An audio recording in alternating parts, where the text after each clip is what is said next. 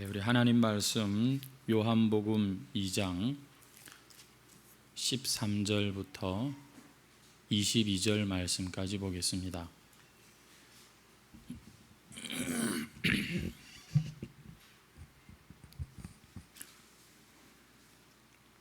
요한복음 2장 13절부터 22절 말씀입니다. 다 찾으신 줄 알고 우리 함께 합독하도록 하겠습니다. 시작. 유대인의 유월절이 가까운지라 예수께서 예루살렘으로 올라가셨더니 성전 안에서 소와 양과 비둘기 파는 사람들과 돈 바꾸는 사람들이 앉아 있는 것을 보시고 노끈으로 채찍을 만드사 양이나 소를 다 성전에서 내쫓으시고 돈 바꾸는 사람들의 돈을 쏟으시며 상을 엎으시고 비둘기 파는 사람들에게 이르시되 이것을 여기서 가져가라. 내 아버지의 집으로 장사하는 집을 만들지 말라 하시니 제자들이 성경 말씀에 주의 전을 사모하는 열심히 나를 삼키리라 한 것을 기억하더라. 이에 유대인들이 대답하여 예수께 말하기를 우리에게 보이겠느냐? 예수께서 대답하여 이르시되 너희가 이 성전을 헐라 내가 사흘 동안에 일으키리라. 유대인들이 이르되 이 성전은 46년 동안에 지었거늘 네가 3일 동안에 일으키겠느냐 하더라. 그러나 예수는 성전된 자기 육체를 가리켜 말씀하신 것이라. 죽은 자 가운데서 살아나신 후에야 제자들이 이 말씀하신 것을 기억하고 성경과 예수께서 하신 말씀을 믿었더라. 아멘. 오늘 이 본문 말씀으로 성전을 청결케 하신 예수님이란 제목으로 함께 은혜를 나누겠습니다. 한번 우리 마스크를 쓰고 계시지만 참 요즘에는 기관 모임도 제대로 못하고 참 이 교제가 그리운 그런 때인데 한번 옆에 있는 분들을 우리 한번 눈으로라도 좀 축복하고 사랑으로 좀 이렇게 인사했으면 좋겠습니다. 보고 싶었습니다. 예. 우리 저 소장로님 하세요. 예. 한 주간도 고생 많으셨습니다. 한 번만 더 하겠습니다. 주님의 평안이 가득하길 원합니다. 주님의 평안이 가득하기를 원합니다. 할렐루야. 예, 이런 일 저런 일이 참 많은 우리의 삶인데 오늘 이 주의 날만큼이라도 주님의 품 안에서 우리의 몸과 영혼이 안식하는 그런 날 되시기를 축복합니다. 지난 시간에 우리는 예수님의 이 공생의 첫 번째 이적이었죠. 가나 혼인잔치에서 물이 포도주로 변하는 그런 예수님의 기적을 우리가 살펴보았습니다. 오늘 우리가 읽은 이 말씀은 예수님의 공생애의 아주 대표적인 두 번째 사건인데요. 바로 성전을 청결하게 하시는 사건이라고 우리가 알고 있죠. 예수님이 성전을 청결하게 하시는 그런 모습을 우리가 읽었습니다. 여러분 기억하시죠? 첫 번째 이적, 물이 포도주 되는 그 이적은 사실 예수님이 원래 계획한 것이 아니라 누구의 부탁이었습니까? 어머니 마리아의 부탁으로 그래서 예수님께서 그렇게 이루어진 이적이라면 오늘 이 성전을 청결하게 하는 이 사건은 보니까 예수님이 공생애를 시작하시면서 딱 마음에 작정을 하고 계셨던 일이라는 것이 분명합니다. 예수님의 공생애의 첫 번째 행동 계획, 행동 계시가 이 성전에서 지금 이렇게 채찍을 휘두르시면서 공생애를 시작하고 계시는구나 하는 것을 알 수가 있습니다. 아시다시피 예수님의 오늘 우리가 본문에 나오는 유대인의 유월절이 가까운지라 여러분이 13절의 유월절은 예수님 공생애의 첫 번째 유월절이라고 합니다. 그리고 나중에 예수님이 마지막 유월절 공생애 3년 반을 보내시고 마지막 유월절에 예루살렘 성에 이제 나귀를 타고 입성하시잖아요. 십자가를 앞두시고 그때 그 주간에 첫째 날 월요일 날 하신 일이 뭐냐면 성전에 또 가셔가지고 다시 한번 성전을 청결하게 하는 그러한 기록이 공관복음서에 보면은 많이 나와 있습니다. 여러분, 공생의 시작과 끝을 예수님이 계획하신 게 뭐라고요? 이 성전을 지금 청결하게 하시고 있는 모습이라는 것이죠. 뭔가 이유가 있을 것 같지 않습니까? 뭔가 여기에 깊은 의미가 있을 것 같지 않습니까? 우리가 오늘 그것을 한번 찾아보려고 합니다. 오늘 우리가 읽은 본문 말씀을 한번 보시면은 예수님께서 6월절에 예루살렘 성전에 가신 거예요.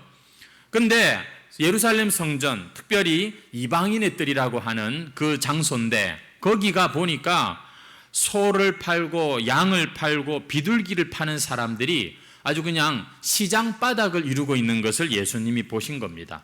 그리고 거기에는 또 돈 장사하는 사람들이 있었어요. 환전하는 사람들, 돈을 바꾸는. 왜냐하면 그 당시 세계 각국에 있는 유대인들이 또 경건한 이방인들이 이 유월절을 지키려고 왔기 때문에 자기 나라 돈을 이제 이 성전에서 쓸 수 있는 돈으로, 세겔이라고 하는 돈으로 바꿔야 했거든요. 그러니까 돈 바꿔주는 그런 사람들, 그리고 이제 재물을 파는 이런 장사꾼들이 그 성전뜰에 가득한 것입니다. 예수님께서 어떻게 하시죠? 노끈을 가지고 채찍을 만드십니다. 성경을 보니까 그 채찍으로 사람을 때리신 건 아니에요. 하지만 양이나 소를 다 쫓아내고 계시는 것을 봅니다. 돈 바꾸는 사람들의 상을 다 엎어버리시는 것을 봅니다. 그리고 비둘기 파는 사람들에게 당장 그것들을 가지고 나가라. 만약에 비둘기를 그냥 이렇게 쫓아버렸다면 비둘기는 다시 잡기가 어렵지 않았을까 싶은데, 다행스럽게도 예수님이 비둘기는 이 장사꾼들이 직접 가지고 나가게 하십니다. 여러분, 지금 이 사람들이 누구냐면은 우리는 알고 있으니까 이 장사꾼들 나쁜 이미지가 있지만 이 당시에 이 사람들의 그곳에서의 역할은 꽤 유용한 사람들이었어요. 뭐냐면 제사를 도우는 사람들이었습니다. 생각해 보세요. 하나님 앞에 제물을 아무 짐승이나 바칠 수 있습니까? 흠없는 것들로 바쳐야 되는데 먼 여행을 하는 중에 이 짐승이 탈이 날 수가 있단 말입니다. 그렇기 때문에 그 멀리서부터 짐승을 끌고 오지 않아도 딱 성전 앞에 오면 딱 준비된 그런 제물용 짐승이 딱 있으니까 얼마나 편리해요. 다 제사를 도우려고 이 사람들이 지금 거기에 와 있는 겁니다. 하지만 그 마음 그 중심에 사실은 돈에 대한 욕심이 아주 가득한 그러한 참 사람들이었고 그런 장소가 되고 맙니다. 그들의 그 돈에 대한 욕심을 해소하는데 하나님의 성전 마당이 이용되고 있는 그런 상황이었죠. 재미난 게 뭐냐면 그 재물을 자기 집에서 멀리서부터 고생해가지고 가져온 그 재물은 그렇게 어렵게 가져왔는데 불합격, 판정을 받는 거예요. 그리고는 그 성전 앞에서 파는 지금 그 재물은 합격된, 이 공인된, 인증을 받은 그런 재물들이었던 것이죠. 문제는 너무너무 비싸다는 그런 문제였죠. 이 짐승이 왜 비쌌을까요? 왜 비쌌을까요? 그 재물이 합격이냐 불합격이냐를 누가 판단하냐면 제사장들이 판단하는데 그 제사장들 밑으로 들어갈 리베이트 값이 포함된 금액이었기 때문입니다. 완전히 성전에서 제사장부터 해가지고 저 장사꾼에 이르기까지 전부 지금 돈에 그냥 취해 있는 이런 모습. 할 수 없이 비싼 값이지만 울며 겨자 먹기 식으로 거기 와서 재물을 사야 이게 그냥 제사가 평탄하게 되었던 것이죠. 하나님께 제사 드린다라고 하는 그런 모양을 가지고 있는데 알고 보니까 완전히 강도의 구려를 만들어 놓고 있는 그 상황에 대해서 예수님께서 지금 이런 일들을 하고 계시는 겁니다. 16절 하반절을 다시 보십시오.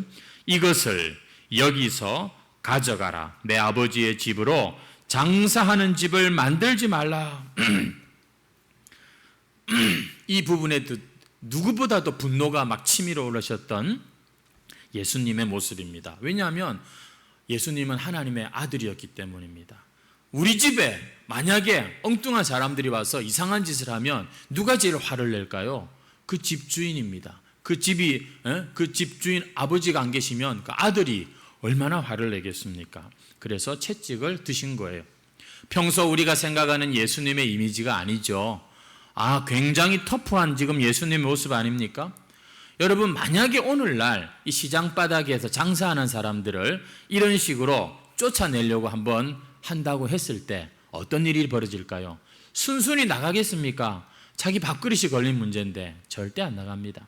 저는 저 중학교 시절을 토성동, 충무동 여기서 주로 보냈는데 그 충무동 자갈치 시장 그 건너편에 옛날에는 노란 그런 트럭 같은 게 있었어요. 그러면은 한 번씩 왁 내려가지고 막 그냥 길거리에 그 파는 거 그거 막 이렇게 차에다 다 싣고 제가 그렇게 막 장사꾼들하고 저 구청에서 나온 직원들하고 싸우는 거 본 기억이 있습니다. 이 할머니들이 절대 안 져요. 그냥 막 같이 육탄 돌격하는 것을 볼 수 있습니다. 예수님께서 지금 이곳에서 지금 이렇게 하시는 이 상황이 사실은 굉장히 살벌한 상황이에요. 아마 옷이 막 찢겨지고 어쩌면 예수님도 목살 잡히고 막 그러시는 그런 상황이에요. 이 상황에서 제자들이 무슨 말씀을 떠올렸냐면 17절에 보십시오. 주의 전을 사모하는 열심히 나를 삼키리라. 여기서 나를 삼킨다는 말은 여러분 죽을 수도 있다는 말씀입니다. 그곳이 지금 시장 바닥이 아니고 성전 뜰이기 때문에 사람들이 그나마 양심상 참는 거지 예수님 굉장히 위험한 일을 지금 하고 계시는 거예요. 여러분, 왜 예수님은 공생애를 시작하시면서 어떻게 보면 참 위험하다고 볼 수 있는 이런 행동을 하시면서 그 사역을 시작하시고 또 그 사역을 끝을 맺고 계시는 것일까? 여러분, 궁금하지 않습니까? 여기에는 분명히 무슨 의미가 있는 것이죠. 우리가 잘 아다시피 그만큼 성전을 깨끗하게 해야 되는 거니까 그런 것이겠죠. 근데 여러분, 사실요, 예수님께서 성전에서 장사하는 사람들을 내어 쫓은 이 사건은 그 어떤 의미보다도 예수님이 메시아라고 하는 것을 보여주는 사건입니다. 저분이 바로 메시아구나, 저분이 바로 하나님의 보내신 분이구나, 그것을 나타내는 표적 같은 게 예수님의 이 성전 청결 사건이었다는 거예요. 여러분, 세례 요한이요 대단한 사람이었습니다. 회개해라 이놈 새끼들아 막 하면서 막 바리새인들 높은 사람 낮은 사람 할 것 없이 그냥 이 저주를 하면서 회개할 것을 촉구했던 그 대단한 세례 요한도 저기 광야 가서 그렇게 외쳤지 이 예루살렘 성전에서 감히 이 행동을 못했습니다. 왜냐하면 이것은 정말 하나님의 아들만이 할 수 있는 일이었기 때문입니다. 예수님께서 이 성전을 청결하게 하신 것은 정말 깊은 의미가 있는데요. 당신이 하나님의 아들이고 당신이 바로 메시아고 당신께서 구약의 예언을 성취하고 계시는 것을 보여주는 사건이 여러분 이 성전 청결 사건입니다. 여러분, 우리 한번 스가랴 14장 21절 말씀을 같이 한번 읽겠습니다. 같이 한번 읽어볼까요? 시작. 예루살렘과 유다의 모든 솥이 만군의 여호와의 성물이 될 것인즉 제사 드리는 자가 와서 이 솥을 가져다가 그것으로 고기를 삶으리라. 그날에는 만군의 여호와의 전에 가나안 사람이 다시 있지 아니하리라. 여러분, 이 스가랴는 말라기 앞에 있는 성경이죠. 예언서입니다. 선지자 스가랴, 말라기, 이 사람들은 결국 맨 마지막에 이제 위치한 이유가 뭘까요? 메시아를 예언하는 선지서들입니다. 자, 그런데 예루살렘의 이 솥이라고 하는 것은 이제 그 성물을 삶고 제사 드리고 하는 이런 것인데, 제사 드리는 얘기를 하면서 그날에는 만군의 여호와의 전에 가나안 사람이 다시 있지 아니하리라. 여러분, 성경 공부하는 것처럼 느껴지겠지만 중요한 거니까 여러분 잘 보셔야 돼요. 여러분, 이 스가랴서는 특별히 성전을 회복하는 그런 예언의 말씀이 많이 기록이 되어 있는데, 그때가 되면은 이 여호와의 전에 가나안 사람이 다시 있지 않을 거라는 이 말, 여러분 여기 가나안 사람이 히브리 말로 장사꾼입니다. 같은 단어예요. 여러분, 여기 가나안 사람이라고 하는 이 단어가 사실은 다시 있지 아니하리라, 다시는 성전에 장사꾼이 없을 거라는 말입니다. 그래서 이 개역 개정이 지금 이건데 세 번역으로 한번 다시 스가랴 14장 21절 말씀 보겠습니다. 같이 읽어볼까요? 시작. 예루살렘과 유다에 있는 모든 솥도 만군의 주님께 거룩하게 바친 것이 되어 제사를 드리는 사람들이 와서 그 솥에 제물 고기를 삶을 것이다. 그날이 오면 만군의 주님의 성전 안에 다시는 상인들이, 가난한 사람도 그 당시에는 상인들이라는 의미로 다 통용됐기 때문에 틀린 것은 아닙니다만 새 번역이 좀 더 우리가 이해하기 쉽게 상인들이라고 번역을 해놓았어요. 무슨 말인가 하면 그날이 되면, 메시아가 오면 그때는 성전에 장사꾼들이 없을 것이다 라는 말입니다. 여러분, 이것보다 좀 더 분명하게 말씀을 하는 것이 말라기 예언인데요, 말라기 3장 1절 말씀입니다. 한번 같이 읽겠습니다. 시작. 만군의 여호와가 이르노라. 보라, 내가 내 사자를 보내리니 그가 내 앞에서 길을 준비할 것이요 또 너희가 구하는 바 주의 갑자기 그의 성전에 임하시리니 곧 너희가 사모하는 바 언약의 사자가. 여러분, 여기 보니까 내가 내 사자를 보낸다라고 말합니다. 주님께서 당신의 사자를 먼저 보내고 계세요. 그리고는 그가 내 앞에서 길을 준비할 것이다. 대충 누군지 짐작이 되죠. 그리고는 또 너희가 구하는 바, 기다리는 바로 그 주가 갑자기 그의 성전에 임하실 것이다 라고 기록되어 있습니다. 그래서 이제 2절 3절 말씀에 보면은 어떤 내용인가 하면은 한번 우리 같이 읽어볼까요? 2절 3절도 시작. 그가 임하시는 날을 누가 능히 당하며 그가 나타나는 때에 누가 능히 서리요 그는 금을 연단하는 자의 뿔과 표백하는 자의 잿물과 같을 것이라.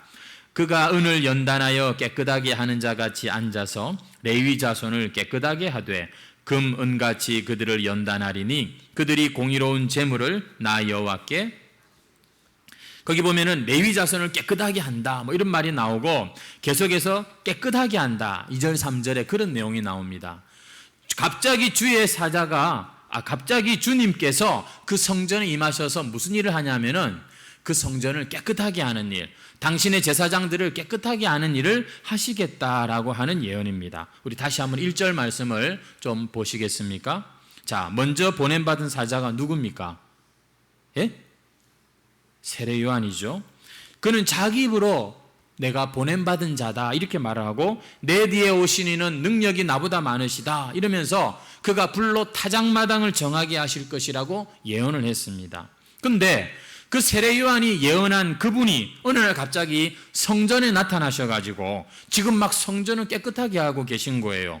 손에 채찍을 가지고서 막 장사하는 사람들을 내쫓고 있는 거예요. 자, 그러면 이분이 누구라는 말입니까? 스가랴와 말라기에 예언된 바로 그분이라는 그런 의미입니다. 여러분, 그들이 그렇게 기다리고 오기를 지금 구하고 있는 그 주님이 저분이구나 하는 것을 예수님이 보이고 계시는 거예요. 당신이 그 말씀을 지금 이루고 계신 것을 나타내고 있는 거예요. 여러분, 유대인들은요, 우리처럼 성경에 대해서 좀 무지하고 그러지 않습니다. 이들은 어릴 때부터 하나님의 말씀과 함께 먹고 자랍니다. 무슨 얘기냐? 그들은 예수님을 보면서 성전을 지금 막 저렇게 깨끗하게 하는 저 모습을 보면서 저분이 지금 그 말씀에서 우리가 배웠던 그 말씀의 그분 아닌가라고 다들 생각할 만한 그런 사람들입니다. 근데 이 중에 단 한 사람도 그 주님 앞에 무릎 꿇는 사람이 아무도 없어요. 나다나엘 우리가 지난 시간에 생각했잖아요. 주님의 그 말씀 앞에 당신은 하나님의 아들이고 이스라엘의 참 왕이십니다. 이렇게 고백을 해야 되는데 그 모습을 이 오늘 본문에서는 볼 수가 없는 거예요. 왜냐? 그들이 말씀은 알지만 지금 예수님이 그렇게 한 행동을 우리는 그냥 왜 이러시나 싶은데 지금 유대인들끼리는 알아요. 하지만 인정 안 하는 거예요. 주님 앞에 고백 안 하는 겁니다. 18절을 보십시오. 유대인들이 뭐라고 대답합니까? 네가 이런 일을 행하니 무슨 표적을 우리에게 보이겠느냐? 지금 하나님의 아들이 나타나신 증거가 그 말씀이 지금 성취되고 있는 이 상황이 분명한데도 계속해서 표적을 보여라 이렇게 말하고 있는 겁니다. 이 사람들은 지금 다 알면서도 하나님의 아들이라는 것에 대해서 인정하지 않고 있는 모습인 겁니다. 왜 그럴까요? 그들은 입으로는 우리가 하나님의 백성이지, 우리는 하나님을 믿는 사람들이야, 오 하나님 우리를 구원해 주세요, 말은 하는데, 하지만 실상 그들의 마음에는 나다나엘처럼 진리를 찾고 진심으로 그 분을 기다리는 사모하는 마음이 없었기 때문에 그들은 정작 예수님이 그런 퍼포먼스를 할 때 아무도 그분께 무릎을 꿇지 않았던 겁니다. 왜냐? 그들의 마음에는 뭐가 많아요? 지금 앞서 말씀드린 대로 돈이 많았습니다. 그들의 마음에는 자기 중심, 내 뜻이 이루어지고 내 소원이 이루어지는 이런 게 더 컸지, 진리가 말씀이 성취가 되고 이런 것보다는 자기 중심적인 그게 강해 놓으니까 주님의 그 모습을 보면서도 아무도 그들 중엔 무릎을 꿇는 자가 없었어요. 여러분, 사람이 진리를 몰라서 죄를 짓는 게 아닙니다. 무엇이 옳고 그른지는 우리가 다 압니다. 근데 우리의 신앙 양심이 돈 앞에서 무너질 때가 많지 않습니까? 그냥 그게 뭐라고 평소에는 정신을 차리고 있다가도 어느 순간에 그만 명예에 우리의 양심이 사라져버리고 우리의 이 정욕에 우리는 우리의 믿음조차도 팔아버리는, 여러분, 그러한 것이 우리 참 죄인된 인생의 모습 아닙니까? 진리를 안다고 하지만 스스로 미련하게 돼가지고 부끄러운 자리를 그냥 끝까지 앉아있는 그러한 우리의 모습, 내한테 유리할 때는 성경을 말하고 성경을 이야기하지만 내한테 불리할 때는 슬그머니 성경을 내려놓고 성경을 무시하기 일수인 우리의 모습. 여러분, 지금도 주님께서는 어쩌면 이 유대인들 앞에서 그런 행동을 하신 것처럼 우리에게 조금 찔리는 듯한, 뭔가 우리가 깨닫게 하시는 그러한 때가 얼마든지 있습니다. 그런데 우리는 그러한 깨달음이 오고 약간 찔림이 오고 뭔가 주님께서 우리에게 그런 사인을 주시는데도 불구하고 우리의 마음은 너무도 편하게 사는 그 맛을, 이미 이 세상에서의 그 맛을 우리가 알기 때문에 괜히 말씀 이러면서 고생하며 살고 싶지 않은, 여러분, 그 중심이 우리로 하여금 어떻게 합니까? 보면서도 알면서도 움직이지 않게 하는 겁니다. 고개 숙이고 무릎 꿇고 주님과의 관계를 바르게 하는 이런 것을 주저하는 우리의 모습인 것이죠. 사랑하는 성도 여러분, 우리의 양심이 찔리는 그런 말씀, 오늘 우리의 예배 가운데 하나님께서 뭔가 주시는 그런 부담 앞에 여러분 무릎 꿇을 수 있는 저와 여러분이 되기를 주의 이름으로 축원합니다. 여러분 18절 말씀이요, 어떤 내용인지 아세요? 아까도 읽었지만 네가 이런 일을 행하니 무슨 표적을 우리에게 보이겠느냐? 당신이 뭔데 우리 앞에서 지금 이런 행동을 하고 있느냐? 네가 지금 네가 뭐라고? 예수님께 항의를 하는 겁니다. 네가 정말로 그 사람이라면 표적을 더 보여봐라, 이렇게 지금 말씀하고 있는 거예요. 여러분, 지금 말씀을 지금 성취하시는 예수님 앞에 좀 더 나를 만족시켜 보지 않겠느냐? 지금 이것이 이 사람들의 반응인 것입니다. 저는 나다나엘을 향하여서 예수님께서 그 속에 간사가 없는 참 이스라엘 사람이다, 왜 예수님이 그렇게 말씀하셨는지가 사실 성경이 안 나오는데 오늘 이 본문을 살피면서 참 그 주님 앞에 즉각적으로 하나님의 아들이고 이스라엘의 참 왕이라고 고백할 수 있고 무릎 꿇을 수 있는 이 마음이 참 간사가 없는 진짜 하나님 백성의 마음이구나, 저는 참 나다나엘이 대단한 제자구나 하는 것을 생각해 보았어요. 여러분, 우리도 주님 앞에 이미 우리가 알고 있는 지식, 이미 우리가 체험한 우리 지난날의 그 신앙만으로도 우리는 주님 앞에 기꺼이 무릎 꿇고 부복하고 오직 주님만이 우리의 참된 왕이십니다. 여러분, 이 관계를 다시 새롭게 하고 오늘 우리가 돌아갈 수 있는 날이 되기를 주의 이름으로 축원합니다. 여러분, 이게 안 되면요, 아무리 양심을 찌르고 아무리 우리에게 그 말씀이 와도 우리는 적당히 듣게 되는 이런 이상한 쪽으로 우리도 모르게 변질될 수가 있는 겁니다. 저같이 말씀을 자주 늘 말씀을 다루는 사람들이 그런 유혹에 빠질 확률이 많겠죠. 주님께서는 당신과 상관없는 자들에게는 그렇게 말씀 안 하시겠지만 정말로 당신의 피로 값주고 산 하나님 아버지가 내게 준 그 사람들이라고 했던 그 사람들한테는 잘 못 깨닫고 꿈쩍 안 한다 그러면은 아마 가슴 철렁하는 그런 일을 통해서라도 하나님은 더 끌어당기실 거라고 저는 생각합니다. 19절 말씀이 정말로 예수님의 그 말씀이 그 당시 유대인들의 마음을, 가슴을 철렁하게 만드는 그런 말이었습니다. 한번 보시겠습니까? 뭐라고 예수님이 말씀하시죠? 너희가 이 성전을 헐라. 내가 사흘 동안에 일으키리라. 이건 진짜 수수께끼 같은 말씀이에요. 들을 귀가 없는 사람은 듣지 못하는 그러한 주님의 대답입니다. 곁에 있는 제자들도 이해를 못해가지고 22절 마지막에 보면은 나중에서야 그게 그 말씀이었구나. 예수님 죽으시고 부활하실 이후에 그들이 성령으로 깨닫고 참 믿게 된 것을 기록을 하고 있죠. 여러분, 이 주님의 말씀 마치 뜬금이 없는 말씀, 갑자기 성전을 헐라 내가 사흘 만에 일으키겠다. 여러분, 이 말씀 앞에 유대인들의 반응이 뭡니까? 진짜 못 알아듣고 있는 거예요. 유대인들이 이르되 이 성전은 46년 동안 지었거늘 네가 3일 동안에 일으키겠느냐? 지금 주님과 그들의 이제는 이 간격이 더 벌어지고 있는 것을 봅니다. 여러분, 지금 이 성전은요, 예수님을 죽이려고 아기 예수를 죽이려고 했던 그 헤롯 대왕이 예수님 태어나기 12여 년 전부터, 주전 14년입니다 정확하게, 그때부터 지금까지 46년 동안 지금 공사를 진행 중인 어마어마한 지금 성전 공사 중인 것이죠. 나중에 AD 63년에 완공이 됩니다. 그리고 AD 70년에 로마에 의해서 그냥 도리에 도라라도 남지 않고 부서져 버리고 말지요.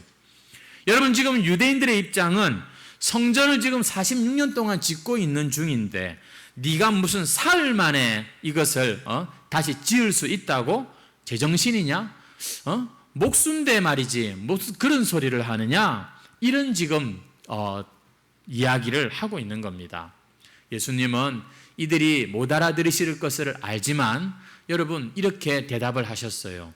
여러분, 요한복음이 그 부분에 대해서 이렇게 말합니다. 21절, 그러나 예수는 성전된 자기 육체를 가리켜 말씀하신 것이라.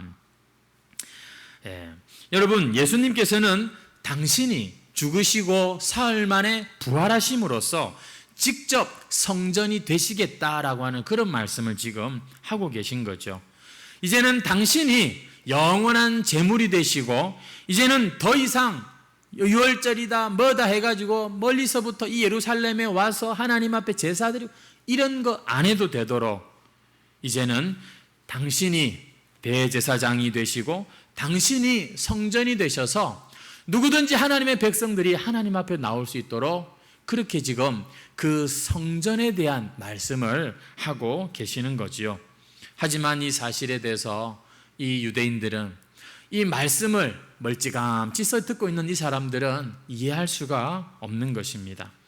성도 여러분, 오늘 이 말씀이 여러분 우리가 다 이해가 될 줄로 믿습니다.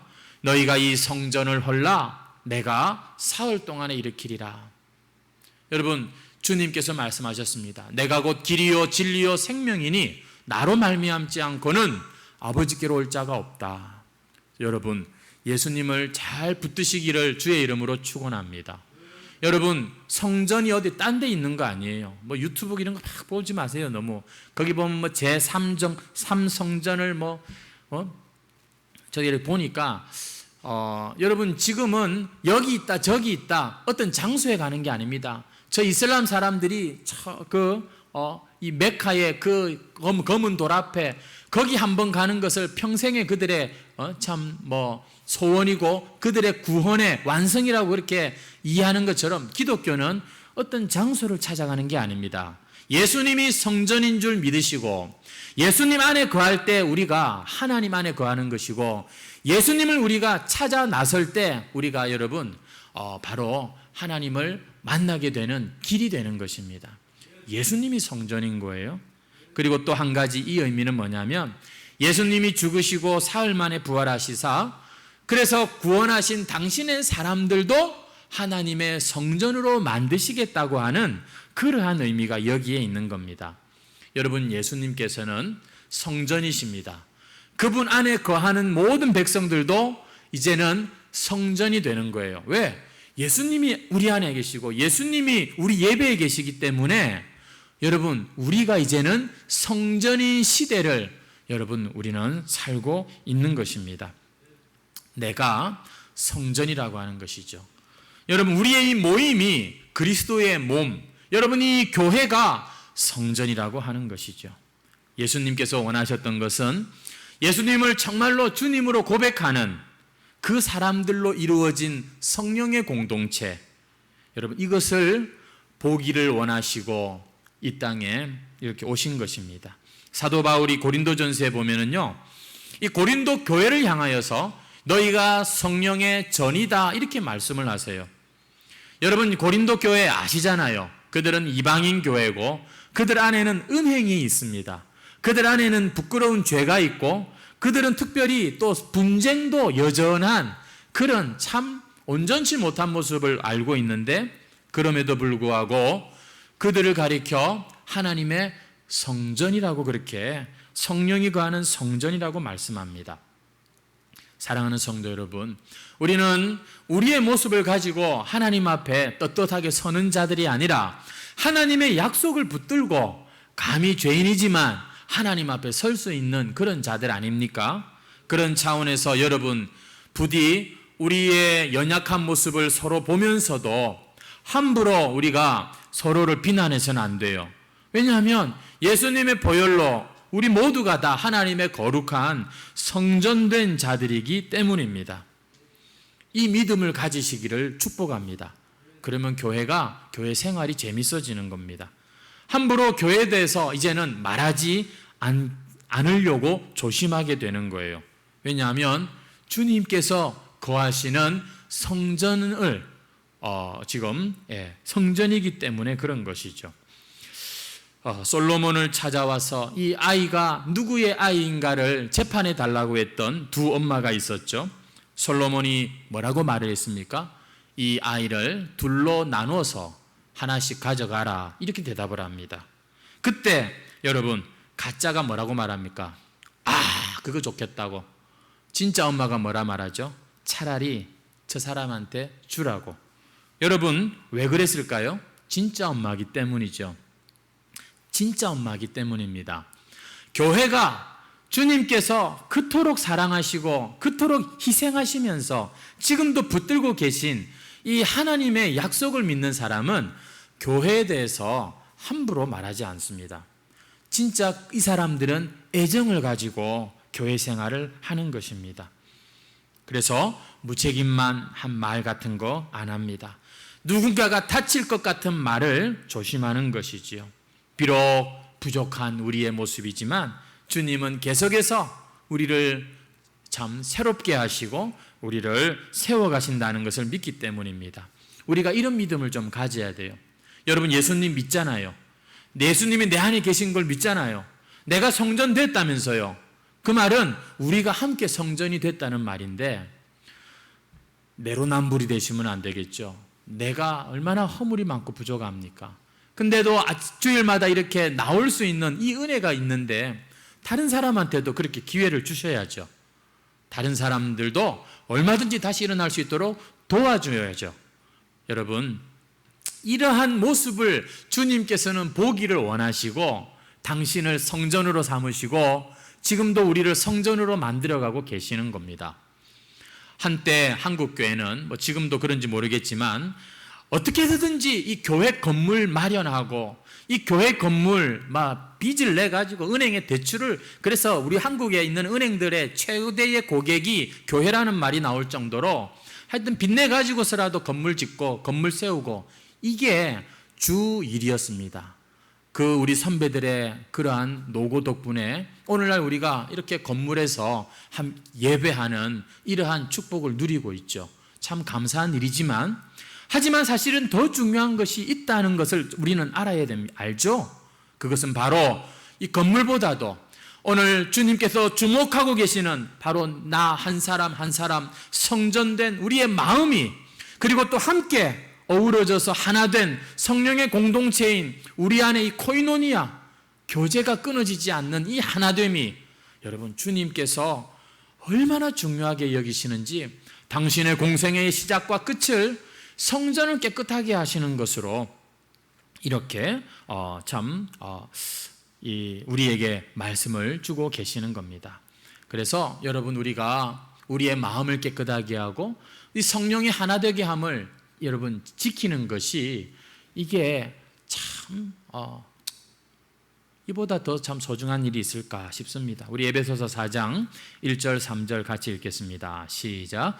그러므로 주 안에서 갇힌 내가 너희를 권하노니 너희가 부르심을 받은 일에 합당하게 행하여 모든 겸손과 온유로 하고 오래 참음으로 사랑 가운데서 서로 용납하고 평안에 매는 줄로 성령이 하나 되게 하신 것을, 여러분 이 코로나 시대에 아무쪼록 이 성령의 하나됨을 힘써 지키는 저와 여러분이 되십시다. 오늘 말씀은 예수님께서 목숨의 위험을 감수하시면서까지 하나님의 영광이 머무는 자리인 이 성전을 회복시키는 당신의 사명을 감당하시는 모습을 우리가 지금 보고 있습니다. 이날 예루살렘 성전을 찾아오신 예수님께서 오늘 우리들에게도 찾아오신다고 믿습니다. 고린도전서 3장 16절, 너희는 너희가 하나님의 성전인 것과 하나님의 성령이 너희 안에 계시는 것을 알지 못하느냐. 너희들 나의 성전이다. 어떠니? 너희들의 성전된 마음 좀 괜찮냐? 어떻냐? 물어보십니다. 영과 진리로 하나님을 예배하는 그런 거룩한 성전 맞냐? 묻고 계십니다. 성도 여러분, 오늘 우리의 마음이 어떻습니까? 오늘 우리의 이 성전된 마음을 우리 주님 앞에 드리십시다. 주님께서 다시 한번 우리를 새롭게 하시도록 여러분, 우리를 주님께 드리는 예배가 되시기를 축복합니다. 주님은 오늘도 그 일을 하기를 원하십니다. 내가 너를 위해서 십자가에서 참 피 흘려 너를 대신해서 죽고 부활해서 만들어준 내 성전을 너한테 주었는데 잘 관리하고 있지? 묻고 계십니다. 성도 여러분, 혹 말씀 중에 여러분 꼭 오늘이 아니어도 우리가 예배 시간에 은혜 받으러 나왔는데 가끔씩은 말씀이 왠지 모르게 부담이 되고 찔리는 것 같고 예수님의 참 쓴소리로 그렇게 받아야 될 때가 있을지도 모릅니다. 여러분, 그때라도 이 유대인들처럼 반응하시면 안 돼요. 나한테 무슨 그런 소리를 하냐 하면서 표적이나 내놔라고 이렇게 하시면 안 됩니다. 이미 우리는 받을 거 다 받았어요. 이미 우리는 하나님께로부터 충분한 은혜를 입은 사람들입니다. 주님, 이 성전을 빛나게 하실 분은 주님밖에 없습니다. 저를 가져가십시오. 주님, 저에게 오십시오. 여러분, 이 관계를 다시 한번 새롭게 하는 것만이 우리가 주님 앞에 할 일이지, 뭐 좀 또 다른 거 이러시면 여러분, 아직 우리가 제대로 신앙생활 아니지 않을까 싶습니다. 말씀을 맺습니다. 여러분, 이 예루살렘 성전 말이죠. 오늘 우리가 살피고 있는 이 예루살렘 성전은 이 정통 유대인 출신이 아닌 에돔 출신의 이 헤롯이 하나님을 기쁘시게 하려고 만든 게 아니라 그 오랜 세월 동안 유대인들의 환심을 사서 자기가 통치하기 쉽도록 하기 위해서 그렇게 지금까지 46년 동안 쌓아 올린 겁니다. 총 78년의 공사기간, 완공된 게 AD 63년이라고 아까 말씀드렸죠. 하지만 그로부터 7년 뒤 78년을 공사를 했는데 완공되고 딱 7년 뒤에 로마의 디도 장군이 쳐들어와 가지고 다 그냥 예루살렘을 쑥대밭으로 만들고 흔적도 없이 사라지는, 여러분, 이게 지금 무슨 말입니까? 하나님이 인정 안 한다는 거예요. 하나님께서 그냥 그렇게 도리에 돌 하나도 남지 않게 다 무너뜨려 버리십니다. 오늘 저와 여러분의 신앙의 연수가 과연 얼마입니까? 아유, 내가 그래도 벌써 30년이 됐네? 40년, 50년 동안 내가 주님을 내가 믿었네? 여러분, 이런 거 아세요? 연수가 길고 자랑할 게 많은 신앙생활일수록 사실 우리 안에 예수님의 성전을 관리하기가 더 어렵다는 거. 오만 때만 것들이 우리 안에 자랑과 그리고 욕심과 이런 자존심들이 여러분 얼마나 주님 보시기에 악취나는 채찍을 들게 만드는 그런 것인지 모르는 것입니다. 오늘 우리의 성전을 보신 예수님께서 행여나 채찍을 드시진 않을까? 저는 그렇게라도 해주시면 좋겠다 싶습니다. 저는 주님께로부터 그렇게라도 해서 내게 주신 성전을 좀 더 깨끗하게 하고 싶은 그런 마음이 생깁니다. 여러분, 주님께 오늘 우리의 몸과 마음 된 이 성전을 활짝 열어드리십시다. 오늘 이 공생애를 시작하시면서 성전 청결하게 하시는 예수님의 모습은 과연 그분이 무엇을 제일 중요하게 여기고 어떤 일에 제일 열심을 내는가를 보여주는 오늘 말씀입니다. 지금도 주님은 우리 해광교회 그리고 우리 한 사람 한 사람의 이 성전된 모습을 귀하게 보십니다. 한 주간 성전된 우리 마음을 깨끗하게 하시는 저와 여러분 되시기를 주님의 이름으로 축원합니다. 우리 찬송가 395장 찬송 드리겠습니다.